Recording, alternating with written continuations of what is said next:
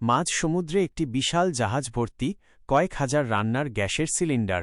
জাহাজের সামনে বসে থাকা একজন বয়োজ্যেষ্ঠ নারী পরম মমতায় একটি লাল সিলিন্ডার সমুদ্রের নীল জলরাশিতে ছেড়ে দেন।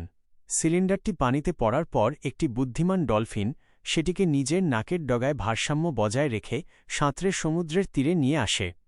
2. ঈগলের উড্ডয়ন। সমুদ্র সৈকতে সিলিন্ডারটি পড়ে থাকতে দেখে একটি বিশাল ঈগল আকাশ থেকে নিচে নেমে আসে।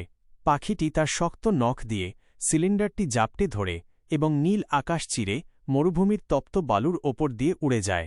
এক সময় ঈগলটি সিলিন্ডারটিকে বালির ওপর ফেলে দেয়। 3. নরেন্দ্র মোদীর প্রচেষ্টা ও অলৌকিক ঘটনা। মরুভূমির সেই তপ্ত বালুর ওপর দিয়ে হেঁটে আসেন নরেন্দ্র মোদী। তিনি পরম উৎসাহে ভারী সিলিন্ডারটি মাটি থেকে তোলার আপ্রাণ চেষ্টা করেন, কিন্তু সেটি অত্যন্ত ভারী হওয়ায় তিনি বেশ বেগ পান। ঠিক সেই মুহূর্তে একটি সাদা গরু সেখানে আসে এবং সিলিন্ডারটির ওপর জল ঢালে। অলৌকিকভাবে সেই সিলিন্ডারের মুখ থেকে একটি ছোট চারাগাছ গজিয়ে ওঠে। মুহূর্তের মধ্যে সেটি একটি বিশাল মহীরুহে পরিণত হয়। তবে এটি কোনো সাধারণ গাছ নয়, এই গাছের ডালে ডালে ফলের বদলে ঝুলছে অসংখ্য লাল রঙের গ্যাস সিলিন্ডার। 4. গাছের দখল ও প্রস্থান। এই অভাবনীয় দৃশ্য দেখে নরেন্দ্র